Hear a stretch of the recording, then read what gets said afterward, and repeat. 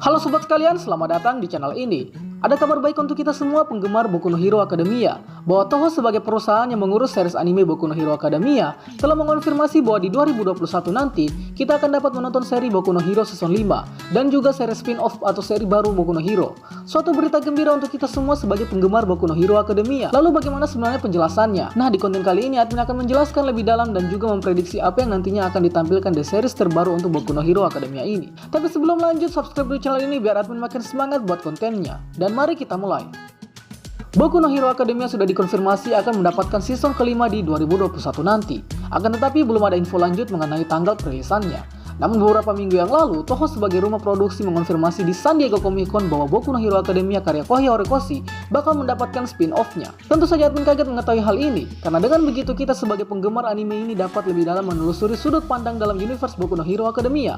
Nah, lalu cerita spin-off apa yang cocok untuk ditampilkan? Karena perlu kalian tahu bahwa series ini masih dirahasiakan oleh pihak studio, dan mungkin admin harap bahwa tahun depan sudah dapat dikonfirmasi. Kita doakan saja yang terbaik. Kembali ke topik, mayoritas fans pasti langsung berpikir bahwa mungkin yang akan diceritakan di seri spin-off adalah mengenai kisah di manga Boku no Hero Vigilante. Jika kalian yang belum tahu bahwa Boku no Hero memiliki prequel sebanyak 80-an lebih chapter, dan di dalam Boku no Hero Vigilante sangat banyak mengungkap beberapa latar belakang yang tidak diceritakan di alur cerita utama. Jika saja memang dugaan benar bahwa Vigilante bakal diadaptasi ke anime, maka apa yang bisa disajikan oleh seri spin-off Boku no Hero Vigilante? Buat kalian yang sudah membaca manganya sampai chapter terakhir mungkin sudah tahu. Tapi pasti dari sebagian fans belum tahu apa saja isi dari Vigilante yang bisa saja ditampilkan jika benar bakal diadaptasi ke anime. Maka dari itu inilah beberapa penjelasannya. Oke, yang pertama adalah kita akan diperkenalkan mengenai pahlawan ilegal bernama Koichi Haimawari atau yang memiliki nama pahlawan sebagai The Crawler. Dia menjadi pemeran utama pada cerita ini dan dia memiliki impian untuk menjadi seorang pahlawan profesional. Namun terkendala karena dia tidak berasal dari sekolah pahlawan manapun dan juga tidak memiliki pengetahuan pahlawan sama sekali. Namun dia tetap bertekad untuk menjadi pahlawan secara ilegal. Kedua adalah kita akan diperkenalkan dengan Iwao Oguro atau Knuckle Duster, seorang pahlawan ilegal yang berstatus sebagai quirk class. Tapi sebenarnya dia adalah seorang veteran pahlawan yang bernama O'Clock dengan quirk yang sangat hebat, yaitu Overclock. Namun sayangnya quirknya dicuri oleh All For One. Ya, kalian tidak salah dengar. Segala sesuatu yang ada di Vigilante akan terkoneksi langsung ke cerita utama Boku no Hero Academia dan juga All For One. Ketiga adalah detail mengenai Ida Tensei yang adalah kakek dari Idate-nya. Dia juga memiliki cerita yang sangat padat di manga ini. Keempat adalah pembahasan mengenai detail obat Rijar yang sempat disinggung di season 4 kemarin, yang juga akan dibahas lebih rinci jika saja manga Vigilante bakal diadaptasi ke anime. Kelima adalah masa lalu Sota Aizawa atau Eraserhead.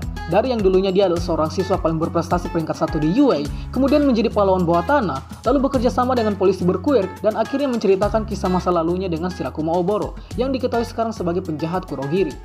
Dan masih banyak lagi hal-hal seru di Boku no Hero Vigilante yang jika admin sebutkan satu-satu, video ini bakal kelamaan. Tapi lebih jelasnya, Boku no Hero Vigilante adalah seri prequel atau cerita yang terjadi jauh sebelum Deku mendapatkan One for All. Akan tetapi di beberapa channel YouTube lain dan fans di luar negeri, banyak sekali membuat teori dan saran yang setelah admin yang ternyata sangat menarik. Seperti misalnya dari channel Turtle Quirk yang memprediksi bahwa mungkin seri spin-off ini bakal menceritakan kisah masa lalu All Might lebih dalam. Alasannya karena Horikoshi kesulitan untuk memasukkan kisah All Might dalam Boku no Hero Academia, sehingga pada movie pertama Boku no Hero kita disajikan masa lalu All Might saat kuliah di Amerika. Admin pribadi menganggap ini sangat menarik jika saja memang cerita masa lalu All Might akan disajikan pada spin-off nanti. Karena selain menarik, kita akan lebih mendalam mengetahui siapa sebenarnya Toshinori Yagi atau All Might ini.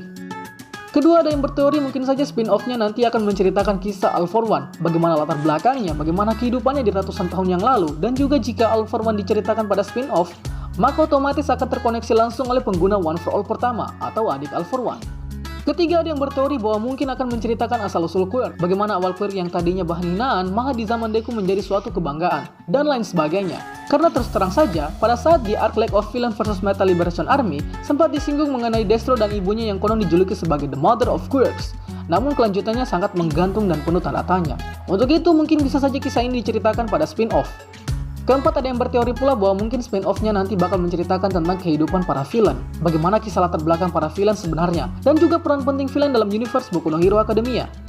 Kelima adalah teori dari admin pribadi. Jika saja bukan Boku no Hero Vigilante yang diadaptasi sebagai spin-off, maka admin berteori mungkin bisa saja spin-off-nya nanti akan mengeksplor karakter lain yang memiliki tujuan yang sangat jauh dari konsep pahlawan dan penjahat, yaitu adalah sport atau olahraga. Karena jika saja pahlawan bebas memakai quirknya, maka mengapa tidak dengan olahragawan? Mengingat di season 2 kita jelas disajikan mengenai festival olahraga UA yang tentu saja memakai quirk.